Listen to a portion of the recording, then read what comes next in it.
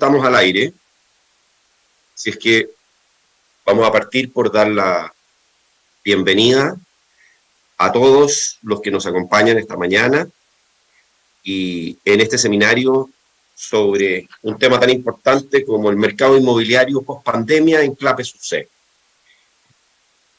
Ciertamente los activos inmobiliarios o inversiones inmobiliarias son la inversión más popular y más tradicional dentro de las inversiones alternativas. De hecho, se dice que la inversión y la decisión económica más importante que toma una persona en su vida en promedio es la compra de una vivienda.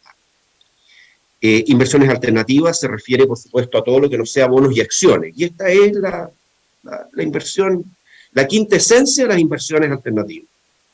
La mayoría de las personas en Chile y en los mercados desarrollados tienen una exposición importante al mercado inmobiliario, ya sea a través de su vivienda o de inversiones adicionales en este sector. En Chile, además, las AFP invierten en activos inmobiliarios, o sea, hay un nexo entre pensiones y sector inmobiliario. El mercado inmobiliario, sin embargo, últimamente ha sufrido varios golpes. En Chile ha sufrido primero el golpe del estallido social y luego el golpe de la pandemia. En el resto del mundo, la pandemia. Ha habido, en términos macro, el efecto de las tasas, el aumento de tasas, en encarecer el costo del crédito, menos acceso al crédito a nivel global. En este contexto, es importante examinar lo que está pasando en este mercado inmobiliario. Y también en mercados cercanos al inmobiliario, como algunas empresas constructoras en Chile que están con problemas. La importancia de un índice como barómetro del mercado. Queremos mencionar que el Banco Central está usando nuestro índice, el índice CLAPES, con el apoyo que nos ha dado Real Data. El índice, podemos decir, que ha permitido investigar la relación entre el mercado inmobiliario, los precios y otros fenómenos, incluso como nuestro amigo Arturo Cifuentes, que va a estar aquí con ustedes en un momento más, se ha escrito un artículo que se llama incluso Crimen y Castigo en el mercado inmobiliario. Yo creo que él se va a referir al artículo de Crimen y Castigo parafraseando a algún destacado escritor ruso. No es que vamos a hablar del paper, pero podríamos decir que el hecho de que estos índices de precios que replican la metodología de Case-Shiller para el mercado local se estén desarrollando en Chile, creo que es una buena noticia para los investigadores, para los analistas, para los que están en la práctica del mercado inmobiliario. Tenemos el gusto de tener acá con nosotros a un grupo de muy distinguidos analistas de este mercado y que conocen desde distintos ángulos su funcionamiento.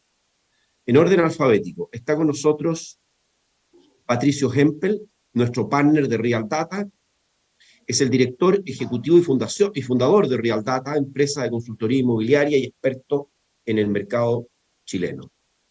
Fernando Sánchez es presidente de Independencia Fondos de Inversión, con una experiencia de más de 30 años en el mercado inmobiliario en uno de los principales fondos de nuestro país. Claudia Torres es la gerente general de BCI Asset Management y tiene amplia experiencia también en este mercado inmobiliario. Paula Urenda es nada menos que la gerente general de la Cámara Chilena de la Construcción. Y Arturo Cifuentes es investigador principal de Clapes UC, ha sido profesor de la Universidad de Chile, de la Universidad de Columbia. Es un investigador muy prolífico. Hemos publicado hace poco juntos un trabajo sobre el vino, pero también él escribe desde vino hasta obras de arte, pasando por el mercado inmobiliario. Va a conducir, a moderar este panel, Jorge Alfaro, que es investigador de Clapes UC. Dejo con ustedes a Jorge Alfaro. Gracias, Felipe, por la presentación. Ahora lo que vamos a hacer es que Arturo va a presentar el tema y después vamos a pasar al panel. Ya, vamos a Arturo. ver si la tecnología no me traiciona aquí y eh,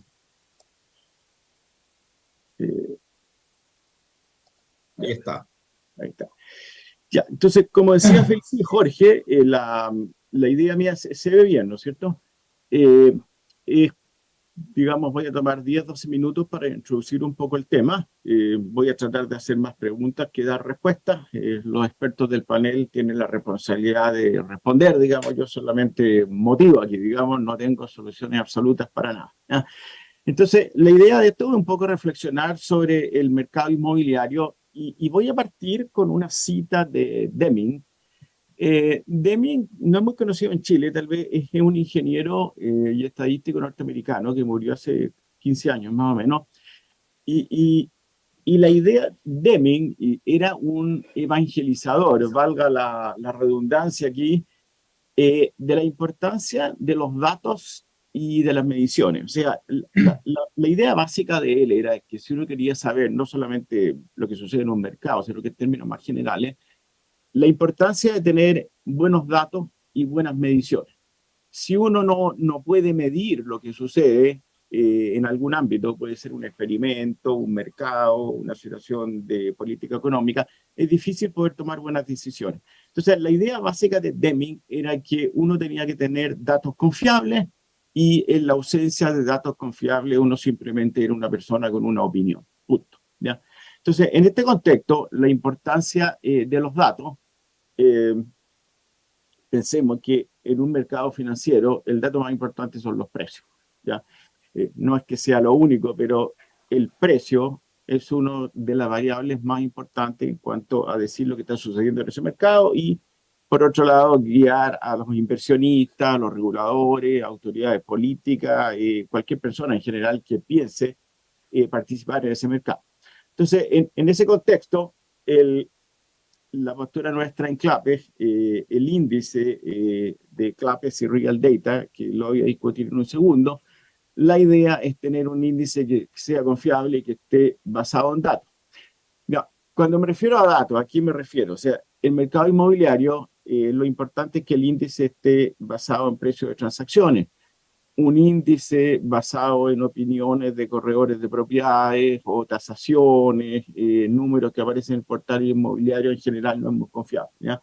Entonces, la importancia es, como les decía, datos confiables con el propósito de tener parámetros que sean, digamos, legítimamente computados con el propósito de indicar qué está sucediendo en ese mercado. Entonces, en ese contexto, no se asusten, es muy temprano para discutir fórmula, aquí la puse para impresionar nomás. Esta es la fórmula de lo que se llama el modelo hedónico, ¿ya? El modelo hedónico no es una invención de Clapes, el modelo hedónico es una tecnología estadística que está bastante probada, que tiene casi 100 años, digamos. La inventó un ingeniero de General Motors. Y la idea es la siguiente. Si uno tiene un bien que es relativamente homogéneo, por ejemplo, el precio del cobre, bueno, yo puedo mirar el precio del cobre hoy día, el precio del cobre hace una semana, todas las libras de cobre son iguales y es muy fácil ver si hubo un cambio de precio. Cuando uno está tratando con bienes heterogéneos, como son los bienes inmobiliarios, pero hay muchos otros, por ejemplo, los autos, los computadores, es un poquitito más complejo ver si hay o no una variación de precio, porque uno tiene que hacer lo que se llama en estadística, controlar por las características del objeto, ¿no?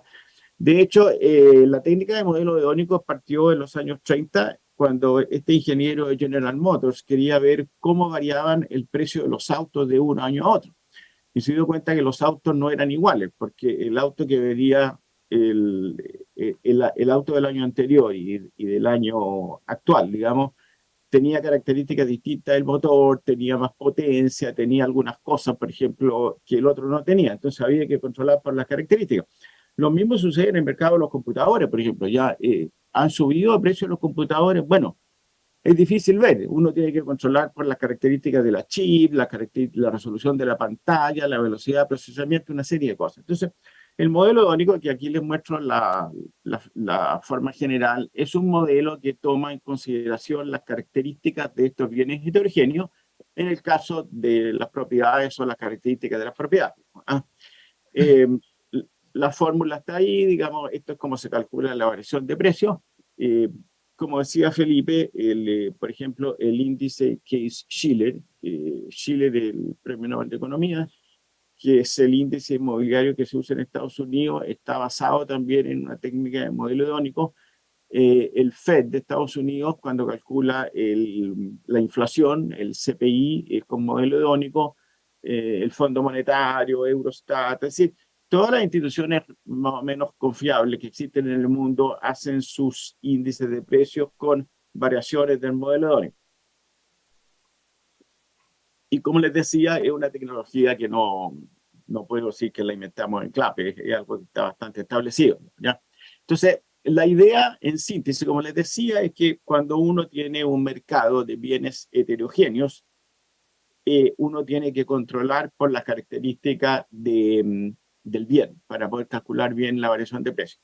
Ahora, sin entrar en mayores detalles, por ejemplo, en el caso chileno y el índice de CLAPE Real Data, en el caso de los departamentos, nosotros consideramos el año de la construcción, la comuna, la superficie del departamento, la superficie al cuadrado. Eso puede parecer contraintuitivo, pero es una variable importante porque cuando las propiedades van creciendo de tamaño se produce algo como rendimientos decrecientes. O sea, no es lo mismo el mejoramiento que tiene una propiedad cuando tiene 50 metros cuadrados y el aumento en 10 metros cuadrados el tamaño cuando tiene 1000, digamos. Lo mismo en las casas, consideramos, por ejemplo, el coeficiente entre el tamaño de la casa y el terreno, digamos. ¿Ya? Una casa que ocupa todo el terreno no es tan bueno como una casa que tiene un terreno más grande, cosas de ese tipo. ¿Eh? Ya, y ahora entrando un poco más en los detalles, lo que les muestro acá es el índice de CLAPE Real Data de la región metropolitana de Santiago. Tenemos unos por zona, digamos, pero les voy a mostrar aquí este es el índice de la región metropolitana entera. Este índice está en UF, es decir, considera ya la inflación, o sea, estos precios son en UF, o sea, es aumento real de precios. Y lo que podemos ver acá, ¿no es cierto?, en términos generales, es que en 15 años los precios de las propiedades se duplicaron, más o menos, casa y departamento al mismo ritmo. Ahora, lo que es interesante es lo que pasa aquí arriba al lado derecho, que lo voy a mostrar en un segundo con más detalle, que es aquí entramos en pandemia, estallido social y estas cosas raras. Entonces, lo que se ve aquí es más o menos intuitivo, ¿no es cierto? Los precios van subiendo, viene la pandemia y se produce un bajón en los precios. Entonces la pandemia tira los precios de las casas y los departamentos abajo, después se empiezan a recuperar y aquí viene el efecto, esto es una combinación de Boric, Marcel, incertidumbre por la falta de constitución, todo ese tipo de cosas y empiezan los precios a bajar. El efecto combinado de todas las malas noticias que han habido en Chile este último tiempo y que tal vez los panelistas pueden elaborar un poco más en eso. Ahora, esto es interesante porque si uno mira el mercado norteamericano, este es el Case-Shiller, digamos, tenemos datos más largos. Aquí el mercado inmobiliario norteamericano iba subiendo y fíjense ustedes, los precios de las propiedades anticipan la crisis subprime, o sea, la crisis subprime empieza más o menos el año 2007-2008 y ustedes pueden ver que el mercado inmobiliario se empieza a parar un poco antes. Aquí los precios empiezan a subir.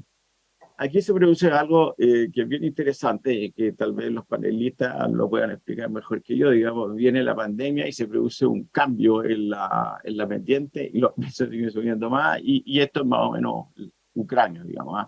Aquí no hay estallido social, aquí nadie está empezando a cambiar la constitución, no hay cosas raras, digamos, un mercado más estable. Y esto se los muestro, este es el índice de oficina, nosotros también, el índice de CLAPE Real Data, tenemos un índice inmobiliario que es de departamentos y uno es de casa. Desafortunadamente nos hemos concentrado en Santiago todavía, tal vez el próximo año vayamos a cubrir algunas ciudades fuera de Santiago. Este es el índice de oficina que en el caso de Santiago captura principalmente Santiago, Providencia, Las Condes y un poco Lo Barnechea, que es donde están las oficinas, y vemos más o menos lo mismo, las oficinas suben y se produce a partir de la pandemia que las cosas se quedan un poco pegadas. Ya, y lo último que quiero, esto es algo que la gente del sector inmobiliario lo conoce, pero es una peculiaridad chilena que vale la pena mencionar y que es la siguiente. En términos muy generales, cuando todo el mundo, como decía Felipe, en general invierte en propiedades, digamos, es algo relativamente habitual. Pero cuando la gente se jubila, por ejemplo, en el mercado norteamericano, es típico que las personas mayores liquidan algunos de sus activos y compran bonos. Los bonos, simplemente porque los bonos dan un interés regular, mensual o anual, entonces es una renta fija, o sea, es un ingreso regular. Y el mercado de bonos norteamericano es extraordinariamente amplio. O sea, están los bonos del tesoro, hay bonos corporativos desde investment grade hasta high yield. Uno podría pensar por qué alguien compra bonos high yield. Bueno, en un contexto de diversificación tiene sentido, digamos, poner un poco. Existe el mercado de los bonos municipales, que es bastante más amplio, porque bonos municipales son los bonos emitidos por los estados, por las ciudades, por los condados. Existen los bonos emitidos por instituciones como la Tennessee Valley Authority, el Port Authority de New York and New Jersey. O sea, hay una variedad bastante grande de bonos y el mercado corporativo también está muy bien distribuido sobre todas las industrias. En Chile, desgraciadamente, el mercado chileno de bonos es chico, es poco líquido, es solamente investment grade y los bonos están totalmente concentrados en el sector bancario y financiero. O sea, existe muy poca diversidad de posibilidades de inversión. Entonces, en Chile, debido a esta falla en el mercado de renta fija, mucha gente invierte departamentos como generador de renta, o sea, como un sustituto de los bonos. En ese sentido, es importante lo que pueda pasar en la próxima reforma tributaria, que si castiga la inversión en real estate sería nefasto para los próximos jubilados. ¿Ah? Entonces, voy a terminar con esto. Quiero enfatizar la importancia de que en un mercado los precios son el dato más importante.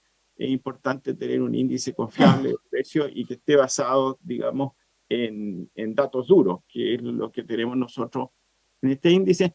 Y lo último, esto es un poco coherente con lo que Felipe mencionó al comienzo, por ejemplo, este es el mercado norteamericano.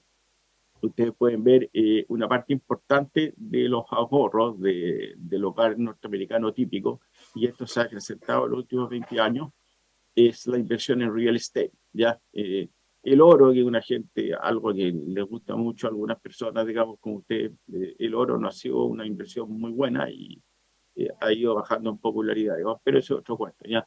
Lo que quiero mostrar acá es que las inversiones inmobiliarias son una parte importante del portafolio del hogar típico norteamericano.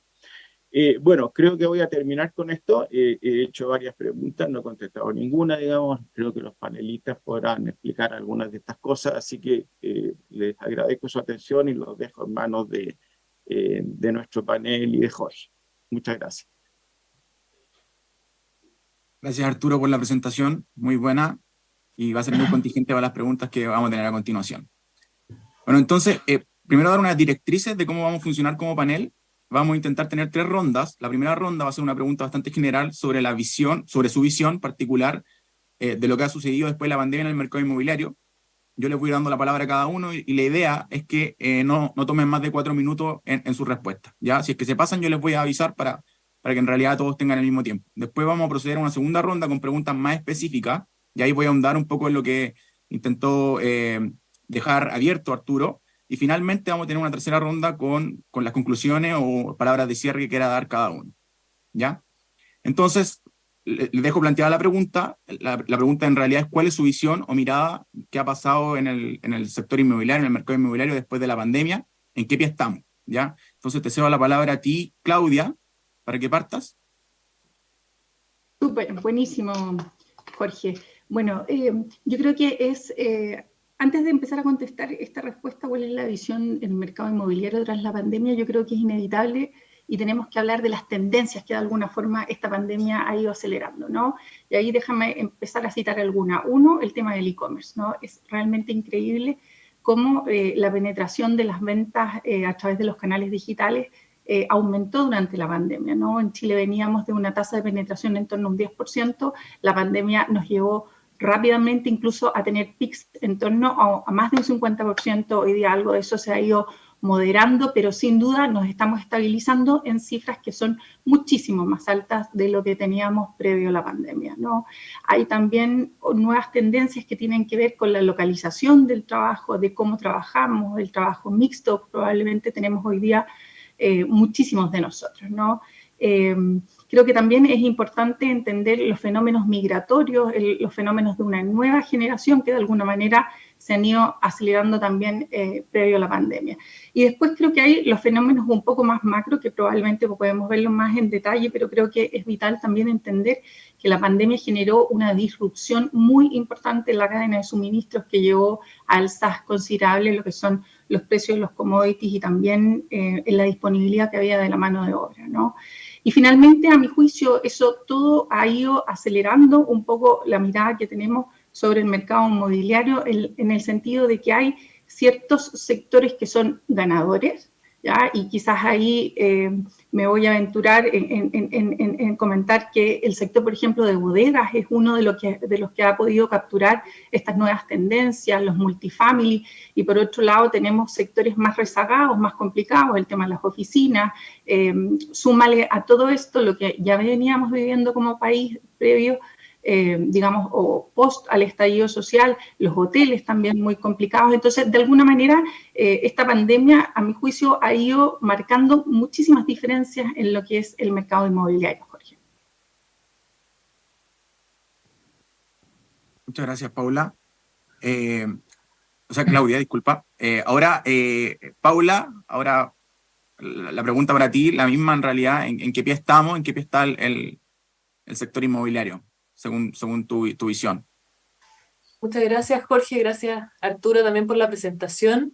Yo creo que uno puede identificar cosas que han pasado en el corto plazo, fruto de la pandemia.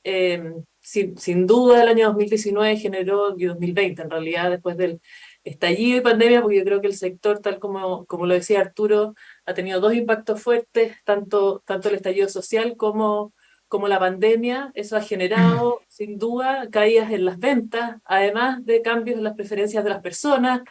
Lo que decía Claudia, las personas están buscando, a partir del teletrabajo, irse a lugares más alejados de los centros urbanos, comprar casas más que departamentos, y en el caso de los departamentos, por lo menos que tengan una terraza para poder tener más espacio en el trabajo híbrido.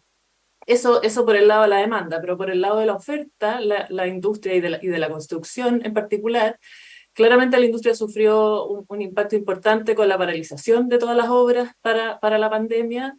La industria privada no fue designada como una actividad esencial, por lo tanto estuvimos paralizados casi 5 meses.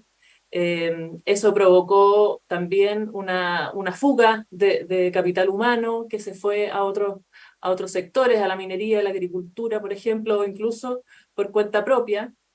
Y a pesar que se logró reactivar la industria en octubre del año 2020, dado un compromiso sanitario que asumieron más de 5.000 empresas del sector, eso también generó costos adicionales, porque, por ejemplo, los protocolos exigían, de hecho, para operar en cuarentena, que las empresas constructoras tuviesen que financiar el transporte privado, por ejemplo, de sus trabajadores. Entonces, eso en el corto plazo. Y después, en el mediano plazo, ya claramente hemos visto el aumento de los precios de los materiales de construcción, tanto por la paralización de las plantas productivas como por el aumento de los costos de transporte. En el minuto más álgido, que fue septiembre del 2021, el costo de transporte estaba 5 veces más alto que lo habitual, y eso sin duda ha provocado un aumento de los costos importante. Entonces, básicamente tenemos una caída en la demanda y un aumento en los costos, pero yo creo que hoy día lo que más está afectando al sector es la situación económica en general, la inflación, sin duda, y el aumento de las tasas de interés son los que están afectando más en la decisión de compra de las personas, y en el fondo el futuro de la industria va a depender mucho de cómo se comporta la economía, más que nada. Gracias, Paula. Patricio, ¿tu mirada en qué pie estamos? ¿En qué pie está el sector inmobiliario? Bueno, bastante complejo estos 3 últimos años, o sea, la cantidad de variables externas que hay que tratar de internalizar ha sido muy difícil.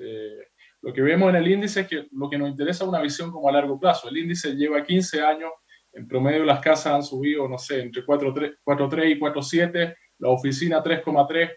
Vemos que ahí es importante, ajuste importante, la importancia del financiamiento, ese tema, o sea, toda la venta de la propiedad estaba sujeta a una tasa de financiamiento muy barata, que estuvo durante varios años.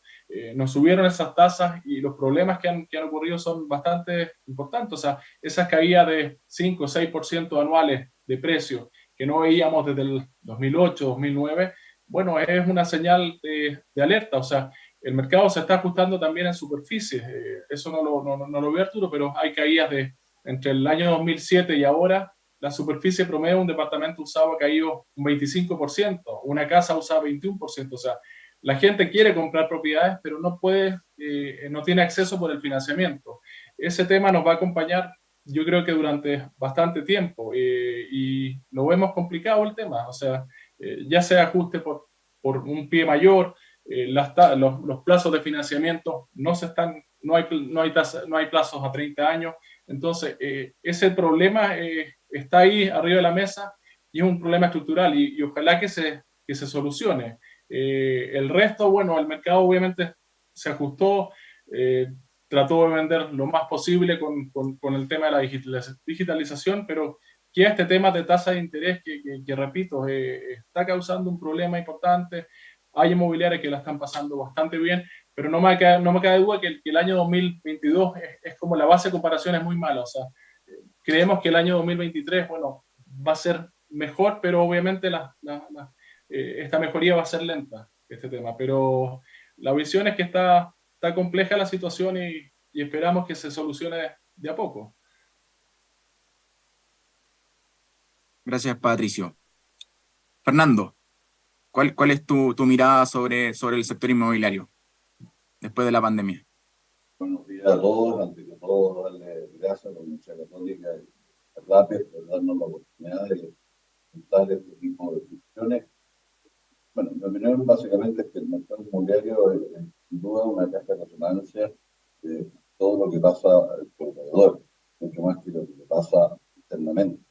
Y yo que soy Felipe al inicio, ya llevo 30 años en esto. El año 2010 llevaba como 20, pensaba que lo único que me faltaba ver era un terremoto para ver qué pasaba, si pagaban las cuestiones de seguro.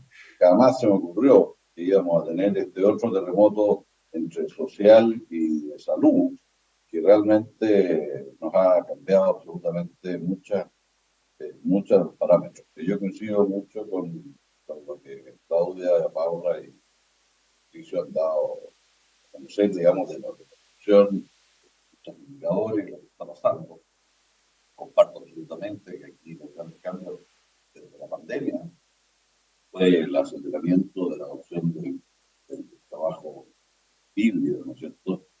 Aparentemente vino para quedarse, lo cual trae una serie de ajustes en el mercado de oficina en términos de una vuelta hacia la calidad, como dicen los gringos, el flight to quality, y que realmente es una situación que nos afecta a todos los que estamos en el mercado de oficina. En el caso nuestro, en Independencia, hicimos una variante el año 2021 a comienzo hacia la parte de bodegas, viendo justamente lo que Claudio señalaba, que era un cambio trascendental que estaba ocurriendo con lo del e-commerce, y hoy por hoy tenemos tantas oficinas como bodegas en nuestro portfolio. Y en particular las bodegas, los ganadores, también un cambio hacia la última milla. O sea, hay realmente necesidad con el e-commerce a estar cerca. Para eso se está moderando, efectivamente, y incluso en Estados Unidos está pasando lo mismo. Hay algunos actores incluso que se pasaron de rosca, como se dice, y están retirando oferta al mercado, porque empezaron a hacer bodegas por todas partes. En el tema de los locales comerciales, que se ha hablado menos, también un cambio importante, sobre todo la pandemia y, para qué decir, digamos, el estallido social, cambió bastante el criterio con el cual se seleccionaban los locales y pasó a ser bastante diferente lo que es un local comercial de lo que es un local a la calle. ¿No? tiende a confundir que ambas cosas son lo mismo, pero es distinto. O sea, aquí se demostró que no solamente basta con que lo que uno necesita es flujo de personas, y además estar en los rubros correctos, porque hubo un cambio bastante fuerte de la composición de la demanda. Y en términos de vivienda, bueno, algo se ha dicho, muchos cambios, no solamente en Chile, también en Estados Unidos, de preferencia, y eso ha hecho cambios de precios relativos entre las privilegiar vivir cerca del lugar de trabajo o irse a lugares que permiten una mayor calidad de vida, aunque esté a mayor distancia. Ayer había un reportaje que apareció en la prensa que decía con toda claridad que localidades como Win, Lampa y otros están subiendo precios fuertemente. Así que sin duda la pandemia vino a hacer una serie de cambios bastante radicales de la forma como evaluamos nuestros espacios y nuestros lugares donde se... Excelente, Patricio. Fernando, muchas gracias. Ahora, entonces, voy a intentar profundizar en lo que cada uno intentó desprender en su primera intervención, ya haciendo preguntas más focalizadas, ya en el área en el cual se desenvuelve cada uno, en realidad. Entonces, voy a partir por Patricio. Y Patricio, la pregunta es, si es que tú crees que han existido cambios estructurales o demográficos en el último tiempo que han afectado, como el teletrabajo, o sea, tú lo mencionaste, quizás, pero profundizar un poco más en eso, cómo el teletrabajo ha afectado la demanda de departamentos, de casa. Y esto te lo preguntamos porque en realidad en Estados Unidos, en Nueva York sobre todo, se ha visto mucho, se ha estudiado, que hay un cambio, ¿cierto? Un traslado desde gente que comúnmente prefería tener un departamento de un dormitorio, de un ambiente, se han movido a tener espacios mucho más amplios, porque como están trabajando en casa, necesitan espacio para vivir y para trabajar, ¿ya? Entonces, ¿tú crees que eso ha pasado acá en Chile o no? Y lo otro, te lo dejo planteado, si es que te alcanza el tiempo, es un poco lo mismo, pero con el crimen. O sea, ¿cómo crees que ha afectado el crimen, ¿cierto? Sobre todo que ha aumentado mucho en el último tiempo en la región metropolitana, si es que afecta o hay sustitución entre departamentos y casas, ¿ya? ¿Cuál es tu mirada al respecto? Sí.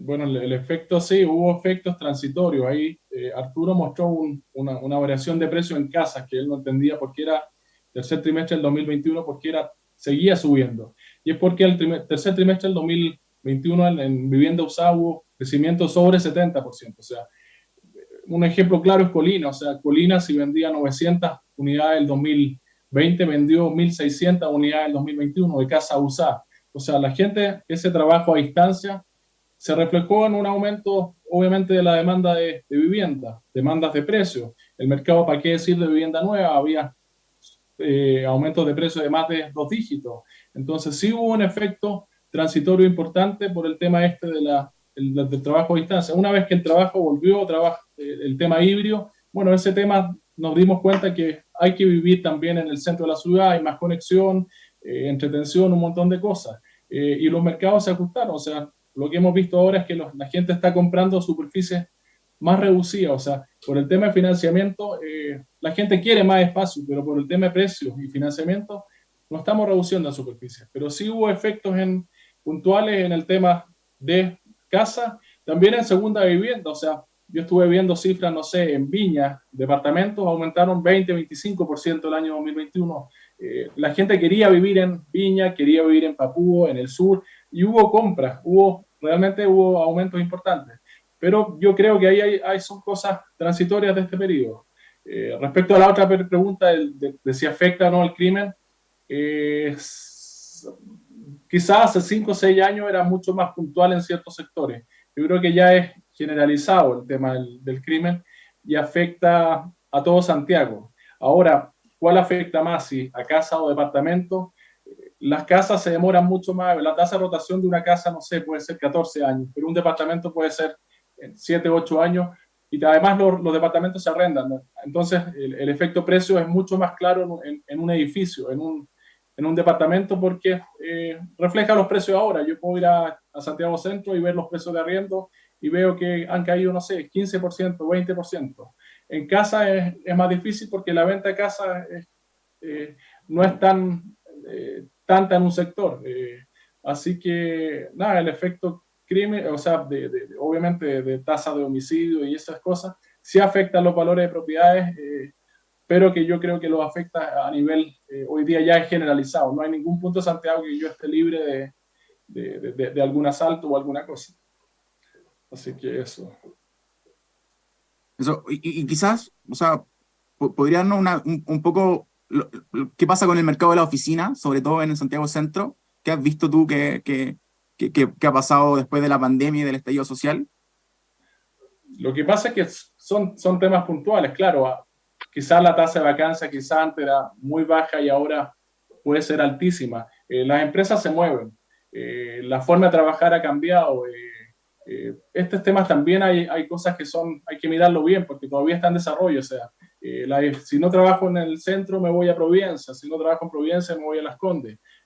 Las empresas se están moviendo y al final, claro, hay un efecto puntual en el Santiago Centro, pero no me cabe duda que esa oferta que está disponible la va a ocupar algún ministerio o alguna empresa de gobierno que quiera trabajar ahí. La ubicación es muy importante, así que esto se traduce ya sea en precio o en vacancia.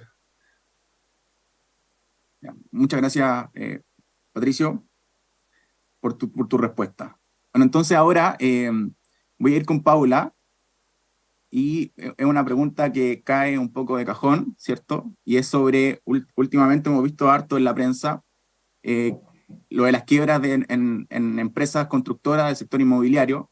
Entonces, queremos ver tu visión de cómo esto ha afectado y va a afectar tanto o sea, a la oferta del sector.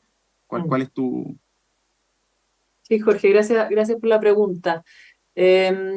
Nosotros creemos que hasta el momento, si bien han sido casos bastante mediáticos y porque han sido empresas bien emblemáticas, no vemos muchas empresas que estén en proceso de insolvencia o de quiebra directamente. Y las que sí han estado en esa situación corresponden más que nada a empresas que están relacionadas con la obra pública.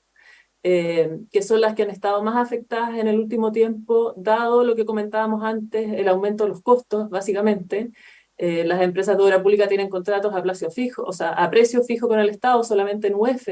Sin embargo, los costos han crecido casi 4 veces lo que ha subido la UF. Por lo tanto, esas son las empresas que han estado más complicadas y en ese sentido ya tanto el MOB como el MIMBU han reconocido que en el fondo la industria de las empresas constructoras básicamente está complicada y está afectada por factores externos, internacionales, muchos de ellos, y han hecho esfuerzos por hacer reajustes tanto en los contratos que están en ejecución como en los próximos, y se han establecido polinomios, cosa que en el fondo se reconozca el cambio de precios en los materiales más importantes. Por otro lado, la industria inmobiliaria, por el momento no lo vemos, aparte de casos muy puntuales, y es una industria que además está muy poco concentrada.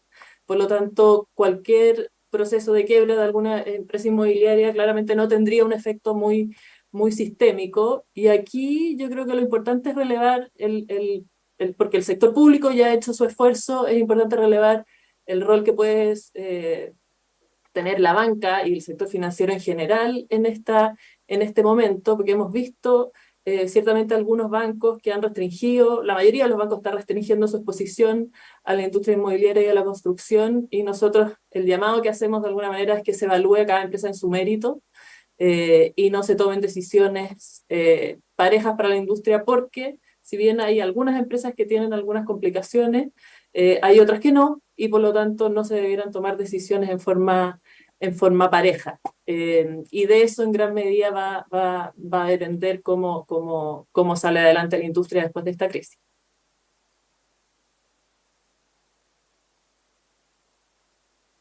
Gracias, Paula.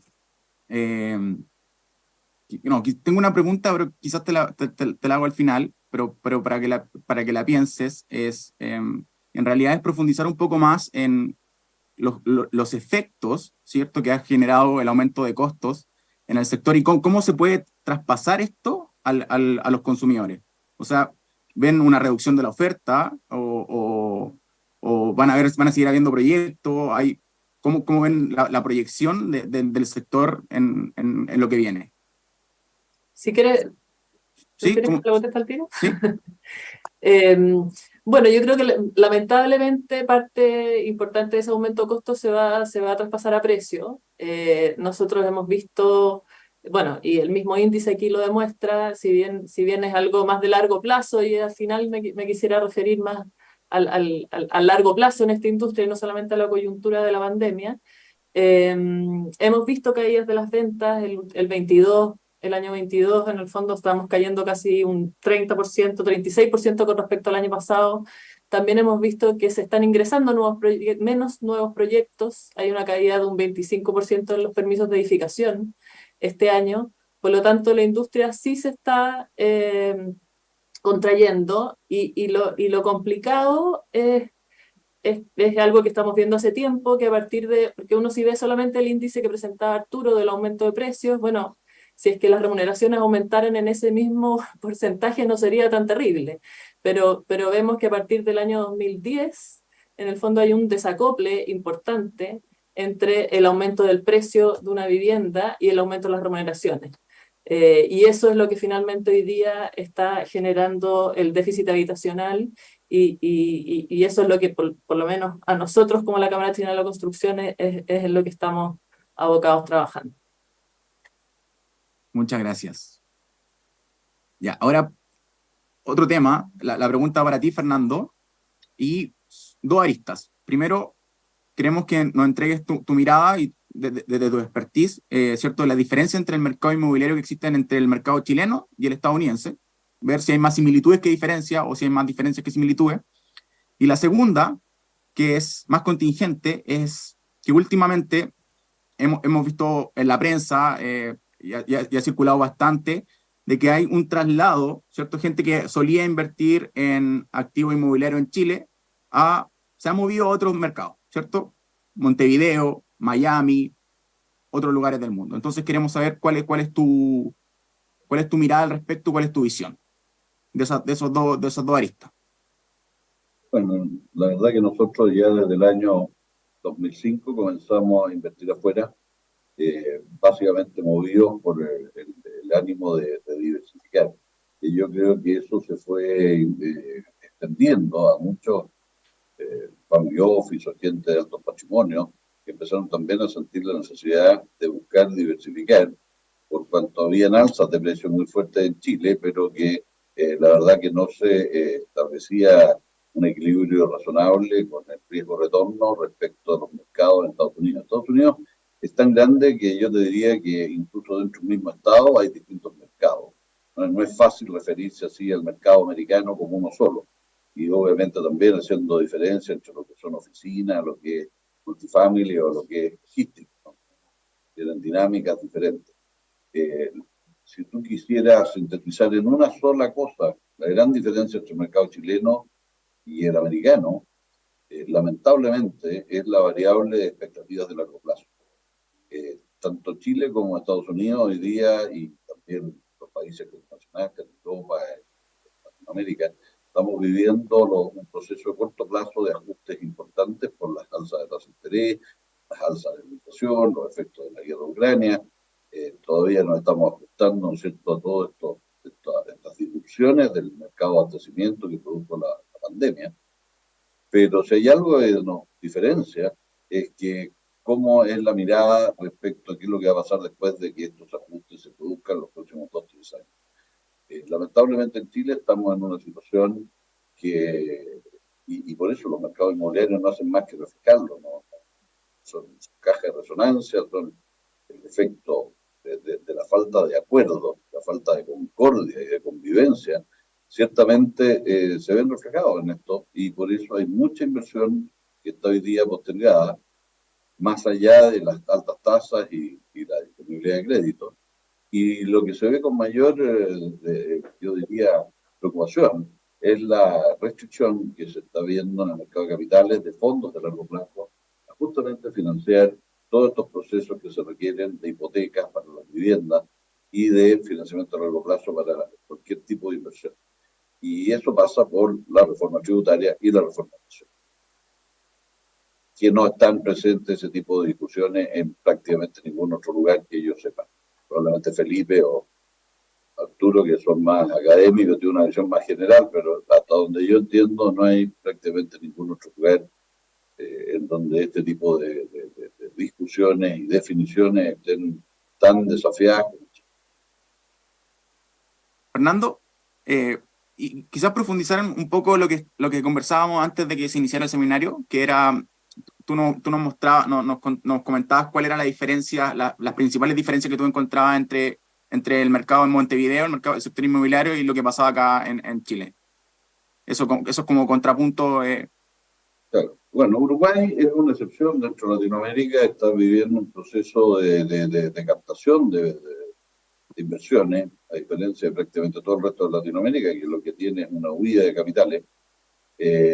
Ahora, es un mercado bastante pequeño, tiene la virtud de ser un ambiente de mucha concordia, que es lo que te decía, hay un ambiente de convivencia entre los distintos sectores que hace pensar de que gozan de una buena estabilidad, podrán cambiar los tipos de gobierno. Nosotros estamos allá por lo menos hace 12 años, y lo cierto es de que uno prácticamente no nota, hay ciertamente mejores políticas públicas en algunos gobiernos que otros, y eso se nota, pero es un país estable. Eso es lo que el resto de Latinoamérica lamentablemente no le ofrece a la inversión. Y por eso que las platas y de las inversiones se mueven rápidamente y buscan equilibrar esa relación riesgo-retorno. Y cuando se ven estas nebulosas en materia de mediano plazo, la gente toma sus medidas. Ahora, Uruguay tampoco tiene garantizado su largo plazo porque tiene una vecindad muy mala. Eso es lo cierto.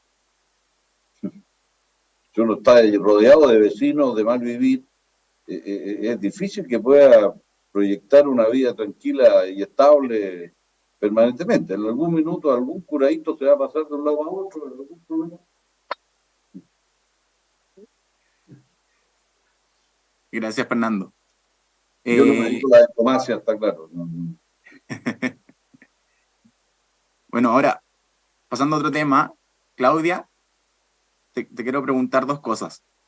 Primero, o sea, hemos visto lo que ha pasado, tenemos un panorama, un contexto económico en el último año de altas tasas de inflación, ¿cierto?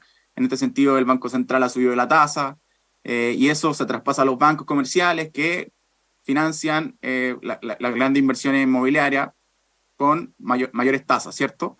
Entonces, tenemos hipotecarios más altos. Entonces, primero, el efecto sobre la oferta. ¿Cuál crees tú que ha sido el mayor efecto sobre la oferta inmobiliaria debido a este contexto? Y la segunda pregunta, en la que quiero profundizar más, y es la que dejaba planteada un poco Arturo, tiene que ver con esto de que en realidad en Chile se usa mucho el departamento como un activo, o sea, como un activo de inversión de renta fija, ¿ya? Entonces, esto tiene que ver, según tu visión o tu impresión, con la poca profundidad que existe en Chile en el mercado de renta fija, o la falta de información, o que no existen los instrumentos necesarios. ¿Cuál es tu mirada al respecto? Gracias por la pregunta, Jorge, porque la verdad, para hablar un poco del financiamiento de largo plazo, que es el que todos de alguna forma han hecho referencia, creo que es inevitable poder conversar del mercado de capitales, ¿no? Que durante los últimos 2 años ha tenido transformaciones profundas, ¿no? Uno, tú decías, fenómenos macro que nos están afectando. Inflación, mayores costos de la materia prima, pero también en el caso chileno, una disminución significativa de los ahorros de largo plazo, ¿ya? Producto de los retiros que tuvimos de las AFP. Y eso, y lo estamos evidenciando, y hoy en día está teniendo importantes consecuencias en el mercado de capitales. Lo primero, en general tenemos un mercado que está con muy poca profundidad, muy poca liquidez.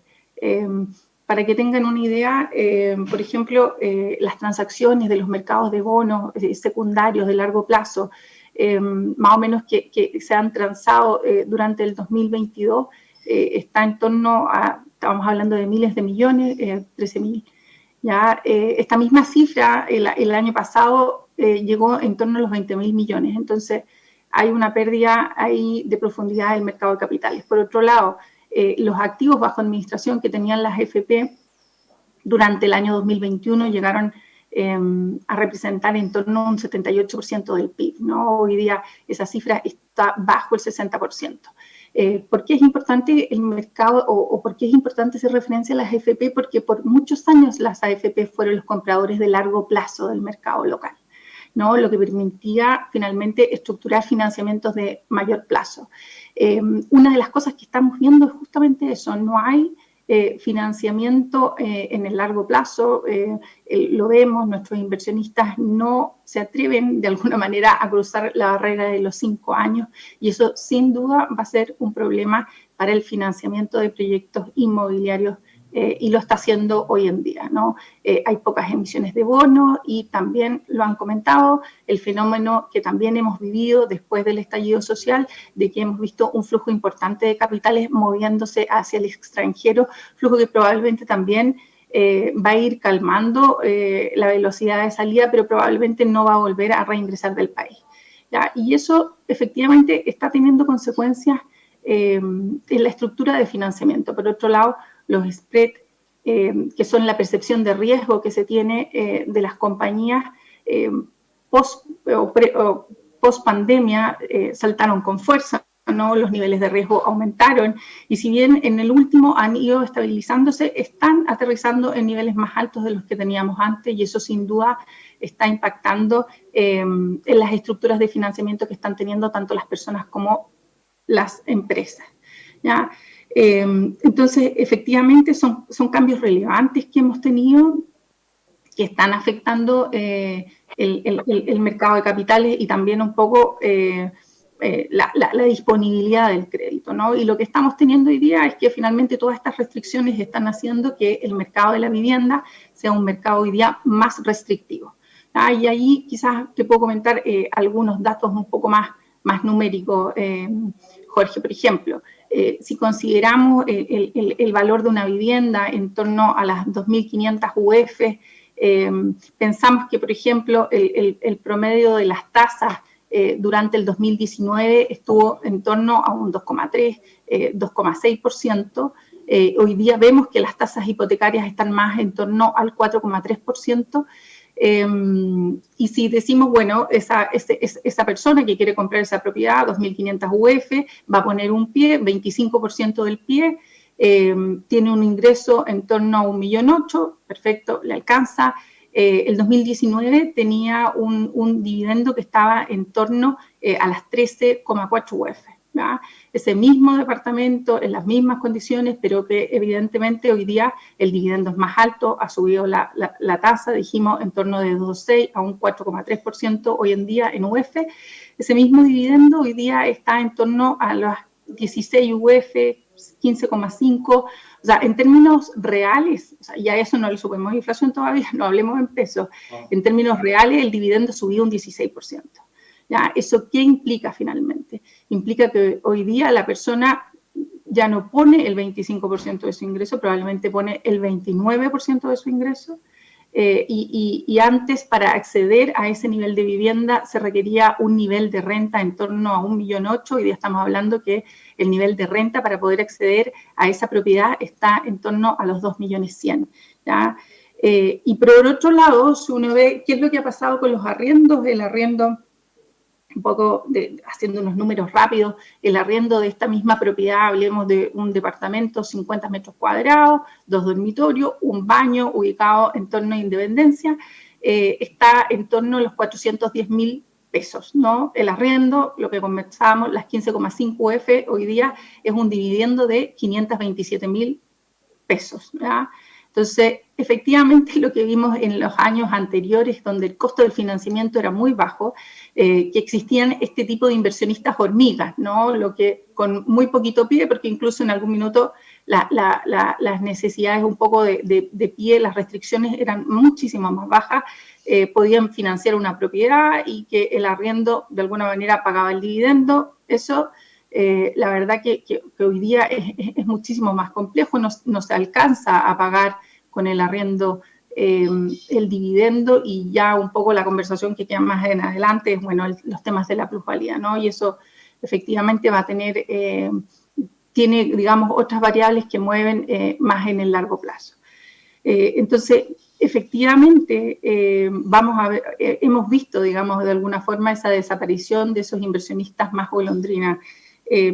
A pesar de todo, yo creo que hay valor en las inversiones inmobiliarias con una mirada más de largo plazo. Sin duda estamos en un minuto que es complejo, digamos, sobre todo porque tanto la reforma tributaria como la reforma de pensiones tienen la capacidad de seguir afectando el aún ya debilitado mercado de capitales que tenemos, ¿no? Un mercado de capitales pequeño, donde efectivamente hay hoy día menos emisiones de las que ya teníamos antes, y sin duda eso también impacta un poco las oportunidades, ¿no?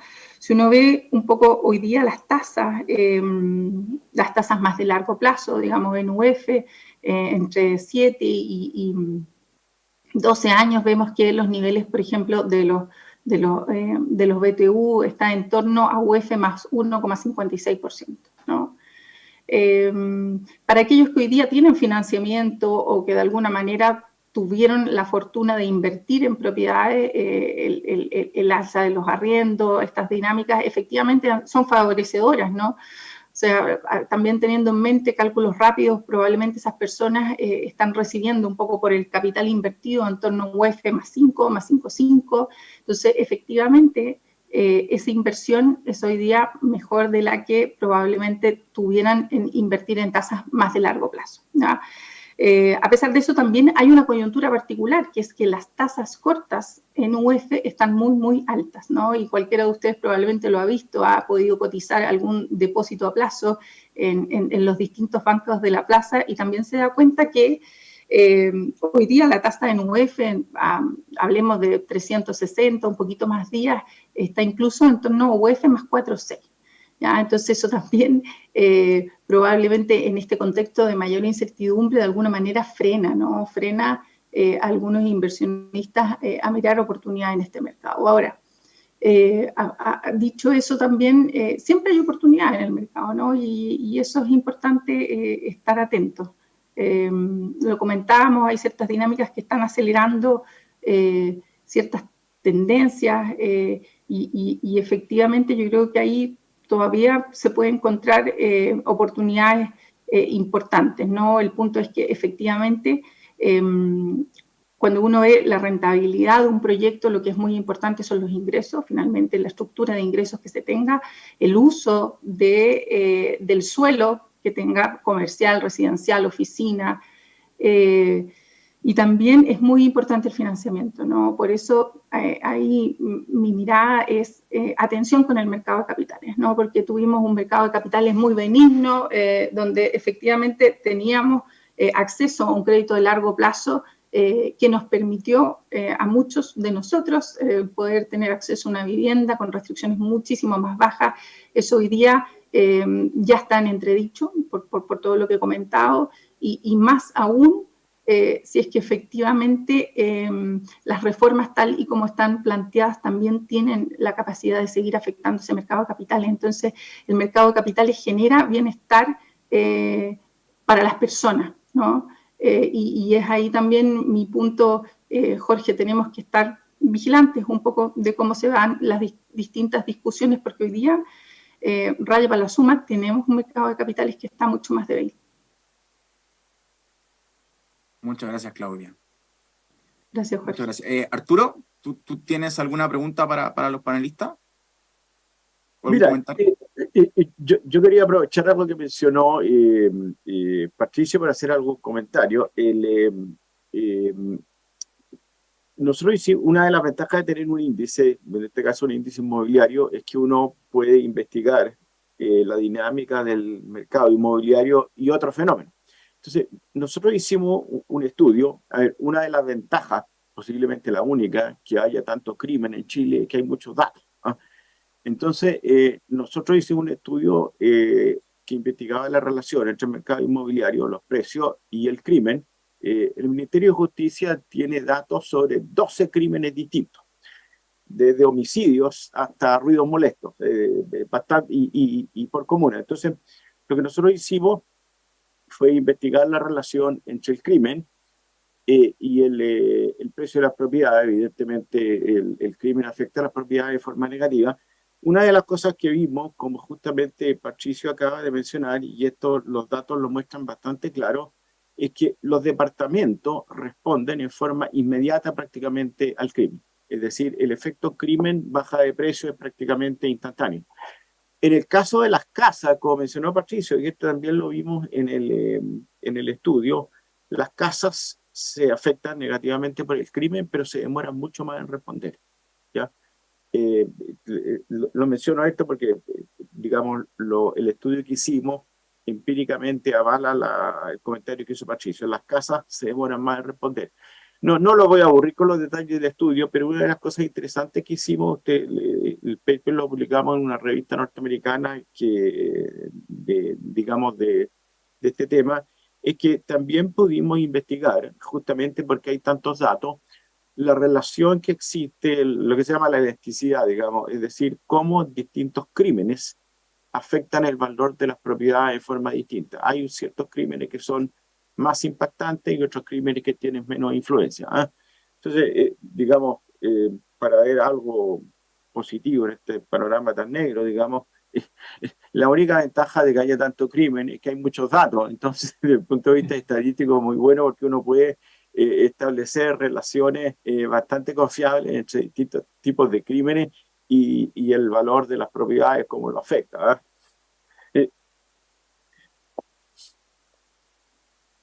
Gracias, Arturo, por complementar eso.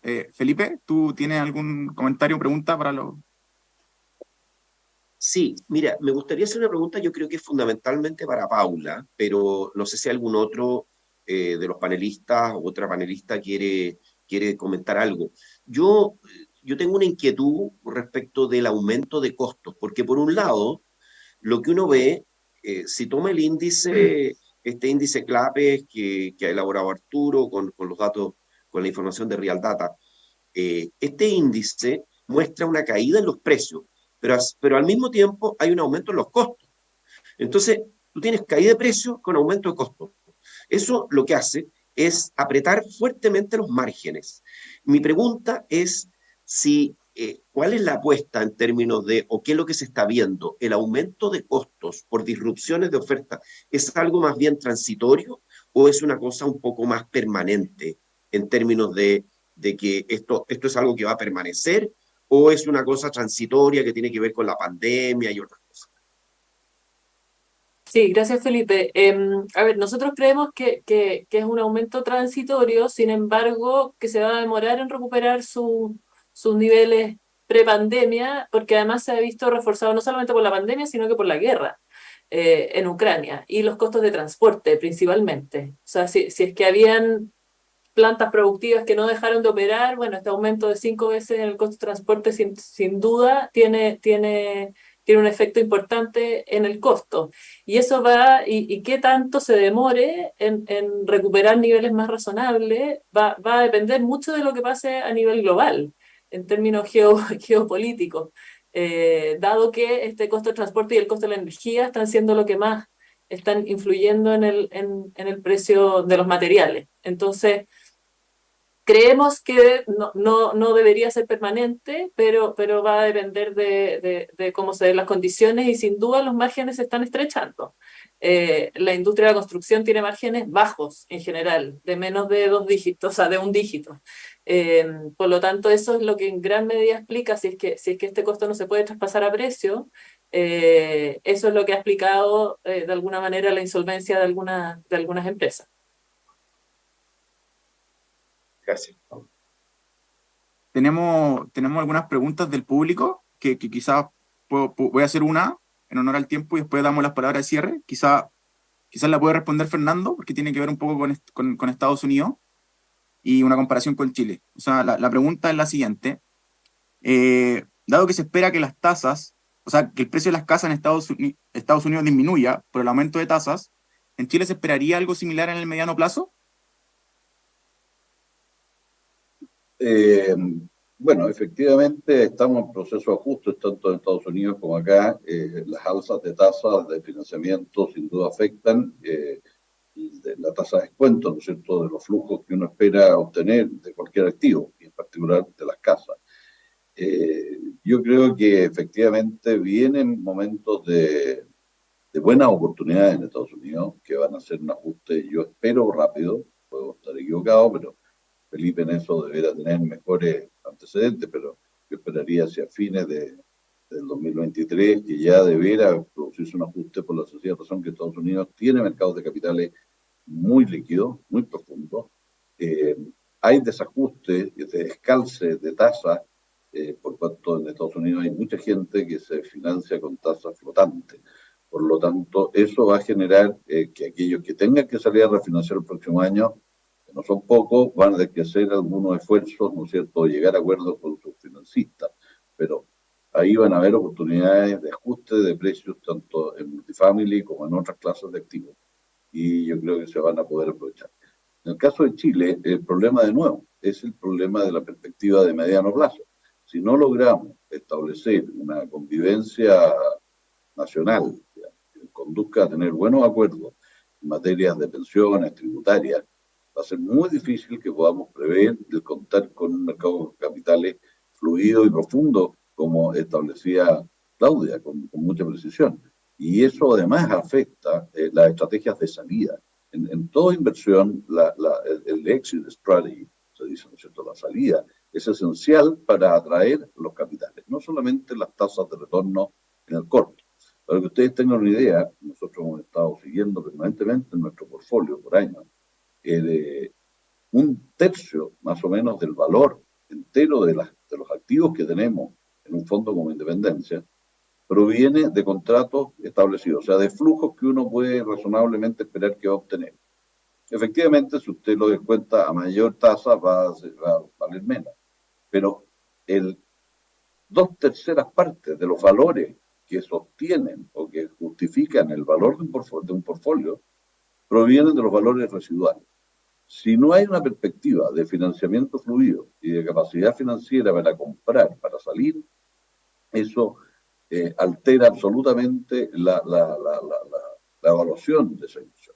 Esa es la diferencia que tenemos con Estados Unidos. Cuando yo me refiero a que Estados Unidos tenemos perspectivas de estabilidad o de volver a tener el equilibrio perdido, ¿no es cierto? Y que estamos y ahora, como se dice, la caja es el rey, cash is king. El que esté hoy día con caja, tanto en Estados Unidos como en Chile, está en muy buena posición. Y en Estados Unidos yo creo que hay una perspectiva de menor riesgo para asumir esas oportunidades. Jorge, complementar un poco lo que dijo Fernando. Yo creo que una cosa que es importante que la gente, tal vez los reguladores, las autoridades no entienden, es que si bien cualquier tragedia en el mercado inmobiliario es mala, digamos, pero en Chile es peor que en Estados Unidos. Y la razón por la cual digo esto es porque, como se mencionó anteriormente, el mercado de capitales chileno es muy primitivo y muy poco desarrollado. Entonces, cualquier cosa que afecte al mercado inmobiliario tiene un impacto mucho más grande. Por ejemplo, si uno mira el mercado de acciones en Chile, uno puede calcular una cosa que se llama el Herfindahl Index, que da idea del grado de diversidad en el mercado accionario. Si uno mira, por ejemplo, el IPSA y el S&P 500, el mercado accionario chileno es mucho más concentrado y mucho menos diversidad. Lo mismo sucede en el mercado de los bonos, como mencioné hace poco. En Chile no existe el mercado de los préstamos bancarios, por ejemplo, ¿ya? Entonces, cualquier impacto en el mercado inmobiliario chileno, negativo, digamos, tiene globalmente un impacto que es mucho más grande que lo que podría tener un bajón en el mercado inmobiliario norteamericano. Eso es tal vez algo que posiblemente las autoridades no lo entiendan, digamos, pero es bueno tenerlo en consideración, creo yo. Gracias, Arturo. Bueno, cada una de sus respuestas abrió bastante aristas que quizá no vamos a poder tratar en profundidad, pero podrían servir para otro seminario en el futuro. Entonces, para ir cerrando, les voy a plantear una última pregunta, donde ustedes pueden dar sus palabras de cierre, si quieren complementar algo que dijo otro panelista, o si quieren decir otra cosa, lo pueden hacer. ¿Ya? La pregunta en realidad es, ¿qué ven ustedes que va a pasar en el mediano y en el corto plazo en el mercado inmobiliario? ¿Ven más amenazas? Reformas tributarias, reforma de pensiones, como varios mencionaron. ¿Las ven como amenaza? ¿O ven algunas oportunidades? ¿Ven si hay alguna luz al final del túnel? Si estamos ya subiendo o todavía estamos en lo plano, seguimos cayendo, ya. Entonces quiero su última impresión acerca de esto y voy a partir por Fernando. Bueno, se ha dicho ya bastante de lo que vemos. Yo pienso de que en el caso chileno tenemos una gran oportunidad. Yo creo que debemos dar gracias a Dios. Estamos en el ámbito de la Universidad Católica, así que me siento libre de poder exteriorizar la creencia. De que tenemos un país estupendo, lleno de alternativas, lleno de recursos naturales, quizás un poquito lejos de los mercados que los validan. Entonces, la verdad que lo que necesitamos es ponernos de acuerdo. El mercado inmobiliario va a recoger finalmente esa sincronía entre las partes. Y si bien es cierto que hay muchas cosas que mejorar, no es posible que tengamos en forma simultánea crisis de seguridad, crisis de la Araucanía, crisis tributaria que nadie sabe cómo sigue, cambios radicales en las pensiones, qué decir de la salud, con amenazas por todos lados. Yo creo que estamos en un punto de quiebre en donde debiéramos ser optimistas de que están todos los problemas que ya existen, que generar nuevos, debiera conducirnos en forma razonable a llegar a acuerdos y disipar esto. Esto así como está hoy día, la verdad que no se ve bien, no pinta bien, no tiene una perspectiva a largo plazo que dé tranquilidad, pero sí tenemos la oportunidad de aprovechar lo que Dios nos ha dado y de querernos un poquito más. Sí, yo creo que aquí gran parte del problema es una autoestima muy decaída. Gracias, Fernando. Paula, ¿qué crees tú? ¿Que hay amenazas, hay oportunidades? ¿Cuál es el panorama que nos espera en el mediano plazo y en el corto plazo en el sector inmobiliario? Yo creo que sin duda me encanta, como Fernando, partir por las oportunidades y por ver el vaso medio lleno de lo que estamos viviendo. Hoy día para el sector inmobiliario la demanda existe. O sea, tenemos 640.000 viviendas de déficit habitacional. De esas hay 260.000 que el gobierno se ha comprometido a construir durante su periodo en su plan de emergencia habitacional. Pero el 43% del déficit es la clase media y la clase media no entra en los subsidios del Estado, por lo tanto el sector inmobiliario tiene una responsabilidad importante en achicar ese déficit. Eso sin duda va a depender del control de la inflación, de las tasas de interés y de todo lo que hemos conversado acá. Y sin duda va a tener una recuperación lenta las ventas inmobiliarias, pero a mí me gustaría en estas palabras de cierre centrarme en lo más macro y de largo plazo, que es la inversión en general. Nuestro país, si veíamos las décadas anteriores, siempre para cada 10 años había solamente un año donde caía la inversión. Y la última década, si llegamos hasta el 2013, vamos a estar con 5 años de caída de inversión en la última década. Por lo tanto, eso nos debiese llevar a pensar en cuáles son los factores estructurales que están incidiendo en eso. Sin duda esto partió el año 2014 con la reforma tributaria del segundo periodo de la presidenta Bachelet y cualquier proyecto de inversión necesita certezas para poder ejecutarse. A nivel, por supuesto, más global de la economía, las reformas de pensiones, tributarias, todo lo que han mencionado, el proceso constituyente, ha influido en la caída de inversión. Llevamos ya 2 años consecutivos con 2022 y 2023. Nosotros proyectamos que vamos a tener una caída de más del 5%, pero además de estos factores globales que desincentivan la inversión, yo creo que la industria inmobiliaria tiene algunos temas específicos que también es necesario resolver en términos de certeza.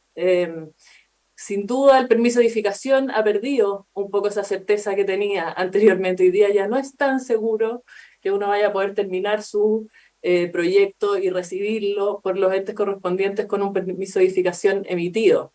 Hay también incertezas en los permisos medioambientales. Hoy día podría eventualmente calificarse un humedal cerca de un proyecto inmobiliario que ya está en ejecución. Por otro lado, la planificación urbana también es algo que tenemos que tomarnos en serio. Yo creo que como país no nos hemos tomado en serio el cómo están creciendo nuestras ciudades. Creo que también el cómo vivimos en las ciudades, hoy día casi el 90% de los chilenos viven en una ciudad, y cómo vivimos dentro de las ciudades, yo creo que tuvo bastante que ver con también el estallido social, y siento que no se le ha dado la prioridad que debiera tener, y hoy día tenemos una planificación urbana totalmente obsoleta, los planos reguladores tienen en promedio 22 años de antigüedad, entonces creo que ese es un desafío muy importante, porque sin duda la planificación urbana es parte de las bases de cómo se desarrollan los proyectos inmobiliarios. Y desde el lado más optimista, desde la Cámara también estamos trabajando en desatar varios nudos críticos, en específico con el Ministerio de Economía, que afectan a esta industria. Nosotros hicimos hace un par de años un estudio, o sea, lo hizo la Comisión Nacional de Evaluación y Productividad, que de alguna manera midió la productividad en el sector de la construcción, y ahí se identificaron casi 400 permisos que los otorgan 50 instituciones públicas distintas. Eso tiene que cambiar, tenemos que generar algún tipo de ventanilla única.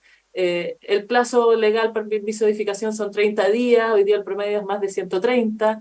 Entonces, creo que tanto el sector público como el sector privado tiene que poner de su parte para que todos estos temas más estructurales de la industria vayan mejorando hacia el futuro y seamos capaces de captar todas las oportunidades que nos plantea el futuro. Gracias, Paula. Claudia, amenazas, oportunidades. Jorge, yo creo que un poco en línea con lo que han dicho todos, yo solamente remarcar ahí dos cosas que a mi juicio son fundamentales, que también las han tocado el resto de los panelistas, ¿no? Yo creo que en Chile sí hay oportunidades en el mercado inmobiliario, ¿no? Pero lo que sí, eso depende, a mi juicio, de dos cosas que también tienen que ver un poco más con la mirada más de mediano y de largo plazo. Uno es estructurar el financiamiento de largo plazo. Y la segunda tiene mucha relación con lo que decía Paula, ¿no? Cómo de alguna manera vamos disminuyendo este ambiente de incertezas regulatorias en el que estamos viviendo. Para mí esos dos puntos son fundamentales para que efectivamente el mercado inmobiliario se fortalezca. Probablemente el 2023 va a ser un año complejo, pero bueno, sabemos que esto es cíclico. Quizás estos dos factores, financiamiento y un poco el ambiente para hacer negocios, la inversión, que finalmente se vuelca en inversión, son fundamentales para la mirada más de mediano plazo. Muchas gracias, Claudia. Por último, Patricio, ¿cómo ves tú el futuro en el corto mediano plazo del sector inmobiliario? ¿Amenazas, oportunidades? ¿Cuál es tu visión? Yo creo que hay oportunidades, o sea, lo que necesita el cliente es estabilidad, es certidumbre, es tirarse a una decisión que es a largo plazo. Entonces, llevamos 3 años donde la gente ha pospuesto la decisión de compra de su departamento. O sea, si antes vendíamos 28.000 unidades, estamos bajo 20.000. O sea, esa gente vuelve finalmente a comprar. Lo que necesita es certidumbre, que todas estas reformas obviamente se logren encauzar en algo que a todos nos interesa. Entonces, trato de ser positivo, que esa gente va a volver, sabemos que las tasas van a ser altas, pero hay oportunidades, vemos que están cayendo los precios en el índice CLAPE, y bueno, el mercado tiene 58.000 unidades en oferta, y obviamente hay ofertas para volver a retomar la compra. Entonces trato de ser positivo, pero lo que necesitamos, lo que han dicho todos, es estabilidad y un poco que se limpien todas estas reformas que están en camino. Así que esa es un poco la visión. Gracias, Patricio. Bueno, ya estamos cerrando, entonces queremos agradecer a nombre de CLAPE a todos los panelistas por su valiosa participación, sus comentarios. Yo creo que van a servir bastante al debate público sobre el tema en el sector inmobiliario. Y eso, lo dejamos invitados a nuevos seminarios que puedan haber en CLAPE para que estén atentos a las redes sociales. Muchas gracias a todos.